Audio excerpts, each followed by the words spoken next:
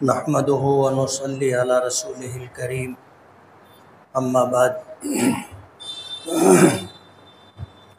فاعوذ بالله من الشيطان الرجيم بسم الله الرحمن الرحيم مثل الذين ينفقون اموالهم في سبيل الله كمثل حبة انبتت 7 سنابل في كل سنبلة 100 حبة والله يضاعف لمن يشاء صدق اللہ العظیم۔ بزرگان محترم اور عزیز دوستو، قرآن کریم کی ایک آیت کی میں نے تلاوت کی ہے جس کا ترجمہ ہے کہ ان لوگوں کی مثال جو اپنا مال اللہ کے راستے میں خرچ کرتے ہیں ایسی ہے جیسے ایک دانہ جب اسے زمین میں بویا جاتا ہے تو اس سے جو پودا نکلتا ہے اس میں 7 سنبل جس میں دانہ ہوتا ہے، ایسی 7 سنبل ہوتی ہے اور ہر سنبل میں 100 دانے ہوتے، گویا ایک دانے سے 700 دانے وجود میں آتے، اور اللہ جس کے لیے چاہتا ہے اس میں اور زیادہ اضافہ کر دیتا ہے۔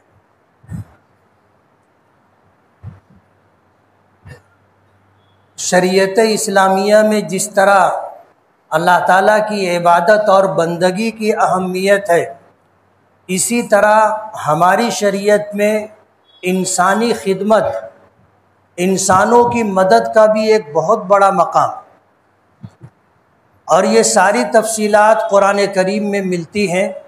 نبی کریم صلی اللہ علیہ وسلم نے اپنے ارشادات میں اس کی صراحت کی۔ یہی وجہ ہے کہ نماز اور روزے کے ساتھ اللہ پاک نے زکوٰۃ کا بھی حکم دیا ہے، صدقہ فطر کا بھی حکم دیا ہے۔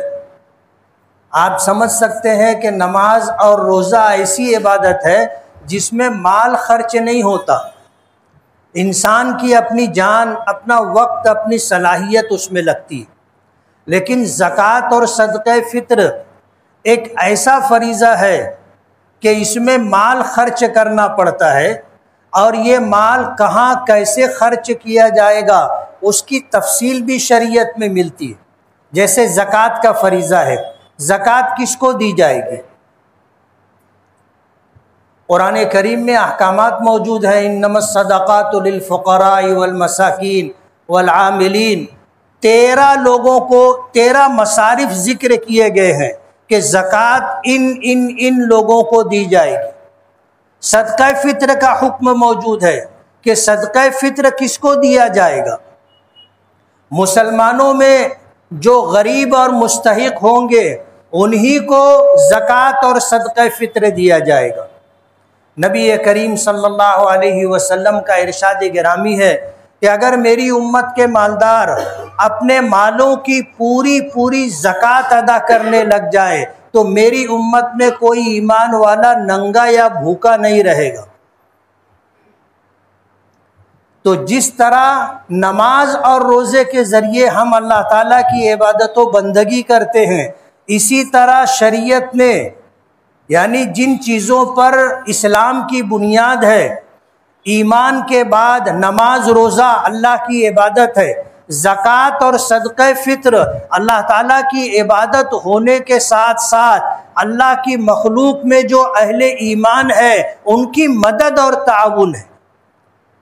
آپ دیکھ لو، دونوں کو اللہ پاک نے ساتھ ساتھ بیان کیا ہے، اور شریعت میں احکامات ہیں کہ اگر کسی سے کوئی کوتاہی ہو جائے، جیسے قسم کھائی تھی، قسم ٹوٹ گئی یا توڑ دی گئی، تو اس صورت کے اندر حکم یہ ہے کہ وہ 3 روزے رکھے، اور اگر روزہ نہ رکھنا چاہے تو 10 مسکینوں کو 2 وقت پیٹ بھر کھانا کھلائے، یا ایسے 10 لوگوں کو جن کو کپڑے کی ضرورت ہے ان کو ایک جوڑا کپڑا دے۔ شریعت میں ایسے بہت سارے احکامات موجود ہیں۔ وقت کم ہے ورنہ میں آپ کو تفصیل سے بتاتا کہ اسلام میں اللہ کی مخلوق کی مدد کرنا اور اللہ کی مخلوق کی خدمت کرنے کا کیا مقام ہے، اور اللہ پاک نے اس کے لیے کیسے کیسے احکامات دیے۔ نبی کریم صلی اللہ علیہ وسلم کا ارشاد مبارک ہے، خیر الناس من ينفع الناس، تم میں سب سے بہتر شخص وہ ہے جو لوگوں کی نفع رسانی کا کام کرے، یعنی اللہ کی مخلوق کی خدمت کرے، ان کی سیوا کرے، ان کی مدد اور ان کا تعاون کرے، جسے ہم اللہ کے راستے میں خرچ کرنا کہتے ہیں، انفاق فی سبیل اللہ، اللہ کے راستے میں خرچ کرنا۔ اور اس کی بہت ساری تفصیلات ہیں، بہت ساری تفصیلات۔ اسلام سے پہلے اللہ کی رضا کے لیے نظر پیش کرنے کا تصور تھا۔ حضرت عیسیٰ علیہ السلام کی والدہ حضرت مریم کے متعلق قرآن کریم میں آتا ہے کہ ان کی والدہ جب حمل سے ہوئی تو انہوں نے یہ نظر مانی تھی کہ اگر مجھے بچہ پیدا ہوگا تو میں مسجد اقصی بیت المقدس کی خدمت کے لیے اسے وقف کر دوں گی۔ قرآن کریم میں آتا ہے بچہ پیدا ہوا تو وہ بیٹا نہیں تھا، بیٹی تھی۔ پریشان ہو گئی کہ اگر بیٹا ہوتا تو مسجد کی خدمت کے لیے وقف کیا جا سکتا تھا اور وہ مسجد میں 24 گھنٹہ رہ سکتا تھا۔ اب یہ بجائے بیٹا ہونے کے بیٹی ہوئی ہے، میں کیا کروں؟ تو اس وقت مسجد اقصی کے ذمہ دار حضرت مریم کے خالو حضرت زکریا رضی اللہ تعالی عنہ تھے۔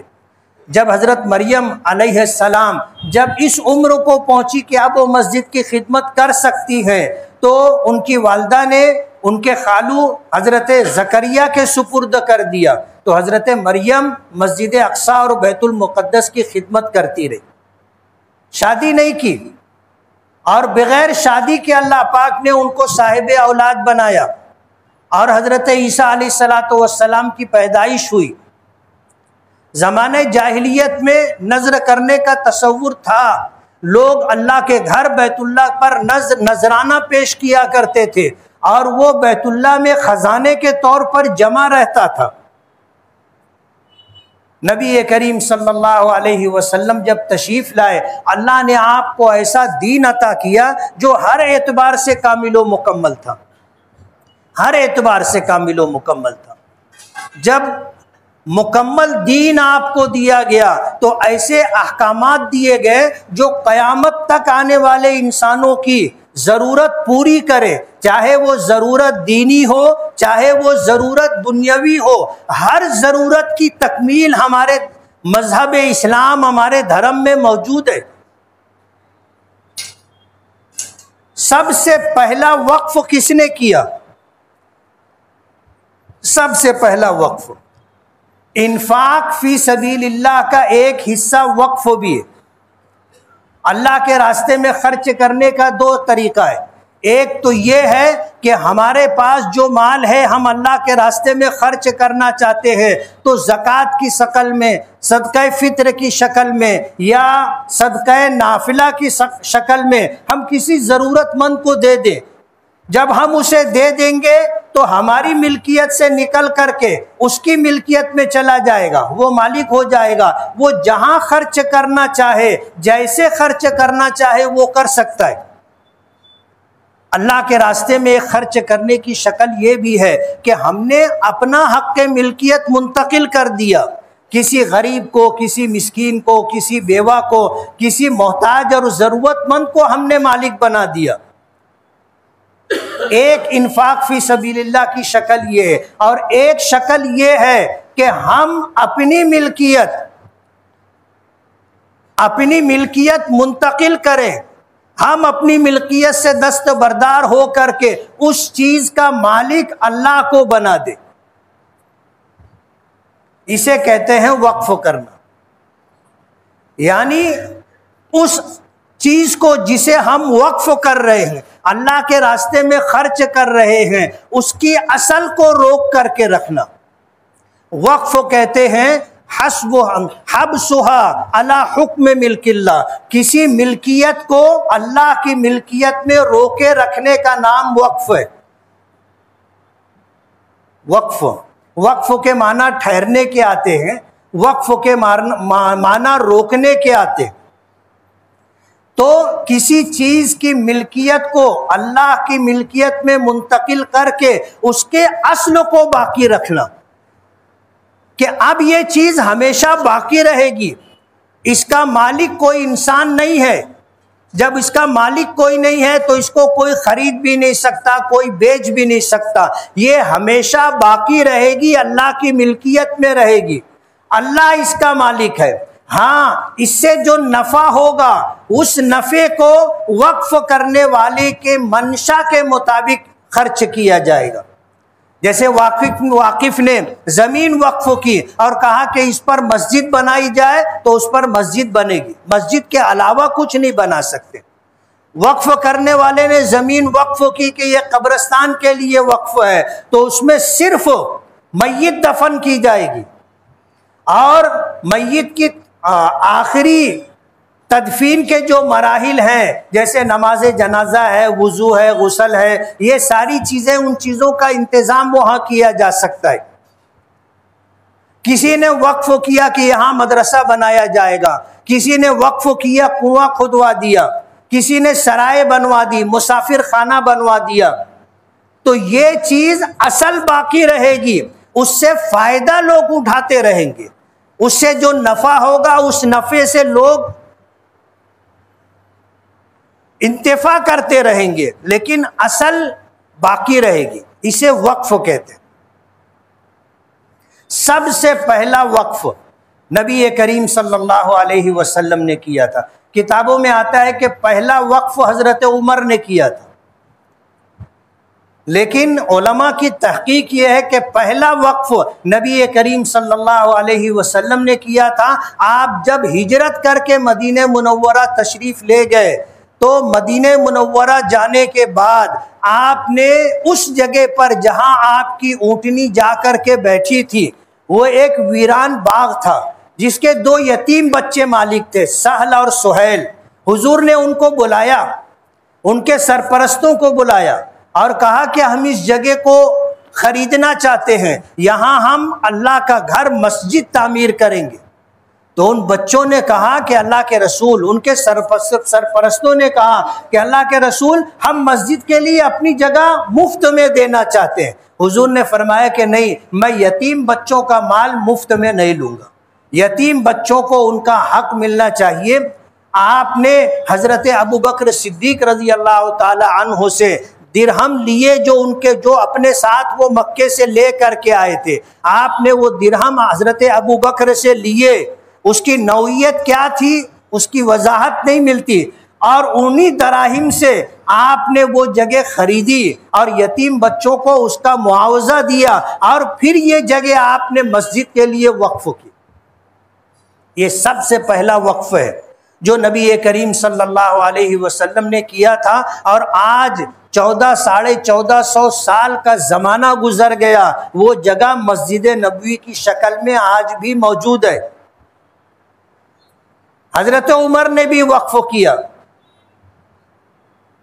حضرت عثمان غنی نے بھی وقف کیا، جس کی تفصیل ملتی ہے کہ اللہ کے نبی صلی اللہ علیہ وسلم ہجرت کر کے مدینہ آئے، قبیلے اوس و خزرج کے لوگوں نے ایمان قبول کیا، ہجرت کر کے لوگ مکے سے مدینہ آنے لگے۔ مدینے میں ایک کنواں تھا بیر روما، جس کا پانی میٹھا تھا اور لوگ پینے کے لیے استعمال کرتے تھے۔ وہ کنواں ایک یہودی کی ملکیت تھا۔ نبی کریم صلی اللہ علیہ وسلم نے دیکھا کہ یہ یہودی جب چاہتا ہے پانی فروخت کرتا ہے اور جب چاہتا ہے فروخت کرنا بند کر دیتا ہے۔ لوگوں کو تکلیف ہے، لوگوں کو پانی کی سخت ضرورت ہے۔ آپ نے فرمایا کون ہے جو اس کنویں کو خریدے اور اسے اللہ کے راستے میں اس طرح وقف کر دے کہ اس کو بھی پانی لینے کا اس کنویں سے اتنا ہی حق ہوگا جتنا ایک عام مسلمان کو ہوگا۔ جو شخص یہ کام کرے گا میں اسے جنت کی بشارت دیتا ہوں۔ حضرت عثمان غنی رضی اللہ تعالی عنہ کو جب اس بات کی خبر ملی، اس یہودی کو بھی اس بات کا پتہ چل گیا۔ حضرت عثمان غنی رضی اللہ تعالی عنہ تشریف لے گئے، اس یہودی سے کنواں خریدنا چاہا، اس نے انکار کر دیا۔ یہ تقاضا کرتے رہے، وہ انکار کرتا رہا، حتیٰ کہ اس زمانے میں اس کنویں کی قیمت 80,000 درہم طے ہوئی، اور اس قیمت کے طے ہونے کے بعد اس یہودی نے کہا کہ میں پورا کنواں نہیں بیچوں گا، میں آدھا کنواں بیچوں گا۔ حضرت عثمان غنی رضی اللہ تعالی عنہ نے 40,000 درہم دے کر کے آدھا کنواں خرید لیا۔ اب آدھا کنواں یہودی کی ملکیت تھا، آدھا کنواں حضرت عثمان غنی رضی اللہ تعالی عنہ نے خریدا، اور حضور کے ارشاد کے مطابق وہ آدھا کنواں عام مسلمانوں کی ضرورت کے لیے وقف کر دیا، یعنی یہ کنواں اللہ کی ملکیت، لوگ اس سے پانی لے سکتے ہیں اور کسی کو روکا نہیں جائے گا۔ اب آدھا آدھا کنواں تھا، ترتیب یہ بنی کہ ایک دن یہودی اس میں سے پانی بیچے گا اور ایک دن اس میں سے لوگ مفت میں پانی نکالا کریں گے۔ اب لوگوں نے یہ راستہ اختیار کیا کہ جس دن پانی مفت ملتا تھا اس دن زیادہ پانی نکال لیتے تھے، جو آج اور کل 2 دن کی ضرورت کے لیے کافی ہو جائے۔ تو جب یہودی کی باری ہوتی تھی تو کوئی پانی خریدنے جاتا نہیں تھا۔ جب اس نے دیکھا کہ اب یہ میری آدھی ملکیت میرے کسی کام کی نہیں ہے، تو اس نے آدھی بھی حضرت عثمان غنی رضی اللہ تعالی عنہ کو فروخت کر دی۔ 80,000 درہم میں پورا کنواں حضرت عثمان غنی نے خریدا اور عام مسلمانوں کے لیے وقف کر دیا۔ آج بھی وہ کنواں موجود ہے اور اہل مدینہ اس کے پانی سے فائدہ اٹھاتے، اور اس کی آمدنی سے آج بھی مسجد نبوی کے آس پاس جو مرکزیہ علاقہ کہلاتا ہے، پوری ایک ہوٹل یا کئی ہوٹلیں ہیں جو اسی وقف کی آمدنی سے خریدی گئی ہیں، اور وہ عمارت ہے، لوگ وہاں جاتے ہیں، کرایہ ادا کرتے ہیں، اور وہی کرایہ پھر قیامت تک آنے والے مسلمانوں کے لیے استعمال ہوگا۔ نبی کریم صلی اللہ علیہ وسلم اور صحابہ کرام نے بہت سارے اوقاف کیے۔ خود ہمارے ہندوستان میں وقف کی اتنی ملکیتیں ہیں کہ اگر وہ مسلمانوں کو دے دی جائے اور اس کی آمدنی کا صحیح طریقے سے استعمال ہو تو مسلمانوں کے تمام تعلیمی اور معاشی مسائل حل ہو جائیں گے۔ مسلمانوں کو حکومت کے آگے کاسۂ گدائی لے کر کے نہیں کھڑا ہونا پڑے گا، حکومت سے مدد مانگنے کی نوبت نہیں آئے گی۔ اتنی املاک ہندوستان میں اوقاف کی ہیں۔ ہندوستان میں 1000 سال تک اسلامی حکومت کا سورج چمکتا رہا ہے۔ ہم 1000 سال تک ہندوستان میں برسر اقتدار رہے۔ انگریزوں نے آ کر کے ہم سے ہندوستان چھینا اور ہمارے اوقاف پر قبضہ کر لیا۔ یہی وجہ تھی کہ آزادی کی جنگ ہم نے شروع کی اور آخر تک اس میدان میں ہم ڈٹے رہے، اور انگریزوں کو بوریا بستر گول کرنے پر ہم نے مجبور کر دیا۔ جب انگریز چلے گئے تو بہت سارے اوقاف ہمیں واپس ملے، لیکن افسوس کے ساتھ کہنا پڑ رہا ہے کہ آج اوقاف کی زمینوں پر آدھے سے زیادہ قبضہ حکومت وقت کا ہے۔ ریلوے کے قبضے میں، محکمہ دفاع کے قبضے میں اوقاف کی جو زمینیں ہیں وہ اوقاف کے آدھے سے زیادہ ہیں۔ 1995 میں حضرت مولانا سید اسد مدنی نور اللہ مرقدہ، جو ہماری جمعیت علماء کے صدر رہے اور جو راجیہ سبھا کے ممبر بھی رہے، ان کی کوششوں سے وقف ایکٹ بنا تھا، 1995 وقف ایکٹ، اور اس کے بعد 2013 میں اس میں کچھ امینڈمنٹ ہوا تھا، اور اس وقت سے یہ سلسلہ چلا آ رہا ہے۔ ظاہر بات ہے حکومت کی نیت اچھی نہیں ہے، اور حکومت ابھی اس وقت وقف ایکٹ ترمیمی بل لا کر کے ایسی تبدیلی کرنا چاہتی ہے کہ اس میں وقف بورڈ کا اختیار ختم ہو جائے۔ آج ہمیں یہ وقف بورڈ کے ذریعے یہ اختیار ہے، وقف کی زمین پر اگر کسی کا قبضہ ہے ہم ہائی کورٹ میں جا سکتے ہیں، سپریم کورٹ میں جا سکتے ہیں۔ آدھے سے زیادہ زمینوں پر حکومت وقت کا قبضہ ہے، جو آدھی زمینیں ہیں اس میں بہت سارے غیر مسلموں کا اور بہت سارے مسلمانوں کا بھی ناجائز قبضہ ہے۔ حکومت یہ چاہتی ہے کہ وقف بورڈ کے اختیارات ختم ہو جائے اور ایسی ترمیم کرنا چاہتی ہے کہ وقف کی نوعیت اور حیثیت بدل جائے اور یہ سارے اوقاف مسلمانوں کی ملکیت سے نکل جائے اور حکومت اس پر قبضہ کر لے، یا حکومت جس کو قبضہ دینا چاہے، مالک بنانا چاہے، ان کو مالک بنا دے۔ آج یہ صورتحال ہے۔ پارلیمنٹ کے اندر یہ بل لایا گیا جس پر مخالفت کی گئی تو اسے جو ہے جوائنٹ پارلیمنٹری کمیٹی کے سپرد کر دیا گیا۔ 10 ستمبر تک اس کمیٹی نے ہم سے اعتراضات منگوائے ہیں کہ اس ترمیمی بل پر اگر کسی کو اعتراض ہو تو وہ اپنا اعتراض داخل کرے۔ مسلمانوں کو پتہ ہی نہیں ہے کہ وقف کس کو کہتے ہیں اور وقف کے احکامات کیا ہیں۔ ہم سے زیادہ حکومت کے کارندوں کو اس کی تفصیلات معلوم ہیں۔ ایسے حالات ہیں۔ آج یہ ہماری مسجد ہے، وقف ہے، اگر ترمیمی بل منظور ہو جاتا ہے تو کلیکٹر کو یہ اختیار ہو جائے گا کہ وہ چاہے تو فیصلہ کرے کہ یہ مسجد وقف ہے یا نہیں ہے۔ ظاہر بات ہے وہ فیصلہ کرے گا مسجد نہیں ہے، وقف نہیں ہے، تو کل اس میں آفس بھی بنائی جا سکتی ہے۔ ہم سے یہ جگہ کوئی بھی لے سکتا ہے اور سرکار اسے فروخت کرنا چاہے تو فروخت بھی کر سکتی ہے۔ حکومت اس رخ پر جا رہی ہے۔ ہندوستان میں مسلمانوں کو ہر اعتبار سے مٹانے کے لیے، ہر اعتبار سے ختم کرنے کے لیے پلاننگ کی جا رہی ہے اور کوششیں ہو رہی ہیں، اور آہستہ آہستہ قدم بقدم حکومت اس میں آگے بڑھتی جا رہی ہے۔ اس لیے ضرورت ہے کہ ہم میں اس کے تعلق سے بیداری آنا چاہیے۔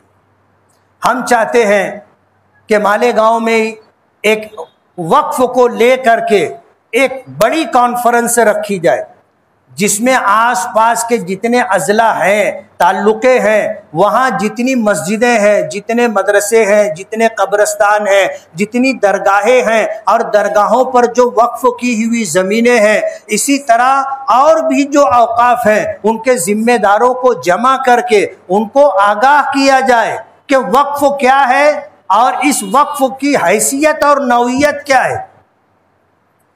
ماضی میں مسلمانوں نے وقف کی بہت ساری قسمیں، جیسے وقف علی اللہ ہے، یہ مسجد وقف علی اللہ ہے۔ ایک ہوتا ہے وقف علی الاولاد، اپنی اولاد پر وقف کرنا۔ ایک مالدار آدمی ہے، اس کے پاس بڑی جائیداد ہے، اس جائیداد کا 1/3 حصہ وہ وقف کر دے اپنی اولاد پر، تو 2/3 حصہ تو وراثت میں بٹ جائے گا، لیکن یہ 1/3 حصہ قیامت تک کوئی اس کا مالک نہیں ہوگا۔ اس کا مالک اللہ ہے۔ اس کی آمدنی ان کی اولاد پر خرچ ہوتی رہے گی۔ مسلمانوں نے ایسے ایسے وقف کیے ہیں کہ حیرت ہوتی ہے کہ یہ مجاہدین کے لیے وقف ہے، مجاہدین اور مجاہدین کے بعد ان کی اولاد پر اس کا نفع خرچ ہوتا رہے گا، آمدنی خرچ ہوتی رہے گی۔ یہ ہجرت کر کے آنے والے پرندوں کے لیے وقف ہے، جو آمدنی ہوگی موسم کی تبدیلی میں جو پرندے ادھر سے ادھر ہجرت کر کے پہنچتے ہیں ان پر وہ دانے کی شکل میں ضرورت کے خرچ کیا جائے گا۔ جانوروں کے چارے کے لیے زمینیں وقف کی گئی کہ جانوروں کو اس کا چارہ مفت میں دیا جائے گا اور یہ چراگاہ رہے گی، سب کے جانور آ کے چر سکتے، غریب کے جانور ہوں، امیر کے جانور ہوں، سب کے جانور آ کر چر سکتے۔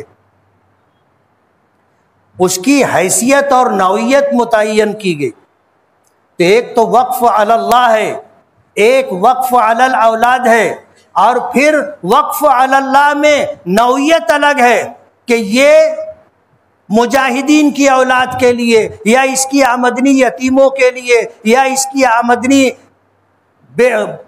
محتاج غریبوں کی بچیوں کی شادی کے لیے، یا اس کی آمدنی تعلیم کے لیے، اس طرح کی نوعیت اور جہت متعین کی گئی۔ اور ہندوستان میں 10 लाख एकड़ से ज्यादा जमीनें वक्फ की गई हैं। और ये मामूली बात नहीं है। अहले खैर हजरात ने, जब हमारा इख्तिदार था हिंदुस्तान पर, हुकूमत थी हमारी, उस वक्त साहिब सरवत और अमीर लोगों ने औकाफ किए हैं। आज भी इतनी ज़मीनें वक्फ की हैं कि हुकूमत की नज़र, बुरी नज़र है उस पर कि मुसलमानों के पास इतनी मिल्कियत है, इनसे छीना जाए। और तुमको सुन करके हैरत होगी, पारसियों का अगर वक्फ है उसमें गैर पारसी कमेटी में नहीं आ सकता।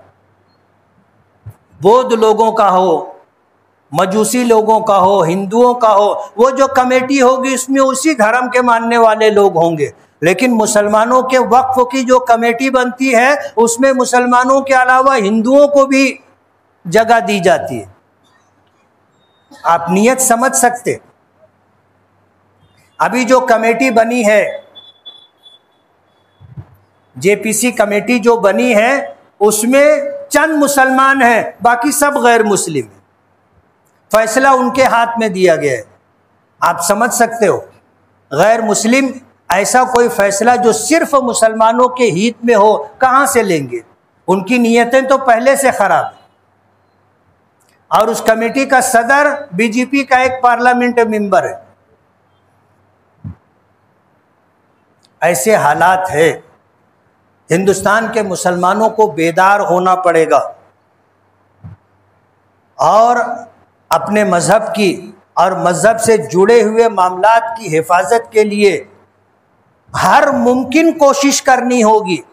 और जो आवाज़ इस ताल्लुक से उठती है जमीयत उलमा की तरफ से, मुस्लिम पर्सनल लॉ बोर्ड की तरफ से, दीगर इस्लामी तंजीमों की तरफ से, हमें उसकी हिमायत करनी चाहिए। औकाफ की हिफाजत के लिए सबसे पहले जमीयत उलमा के सदर हज़रत मौलाना सैयद असद मदनी रहमतुल्लाह अलैह की कोशिशें रही और 1995 में वक्फ एक्ट बनवाया ताकि औकाफ की हिफाजत हो सके। इसलिए ज़रूरत इस बात की है कि हम इन चीज़ों को ले करके बेदार रहें और जो जमातें, तंजीमें इसके लिए काम करती हैं उनकी मदद करें। अल्लाह ताला हमारी और हमारे मज़हब इस्लाम की हिंदुस्तान ही नहीं पूरी दुनिया में हिफाजत फरमाए। व आखिर दावाना अनिल हम्दुलिल्लाहि रब्बिल आलमीन।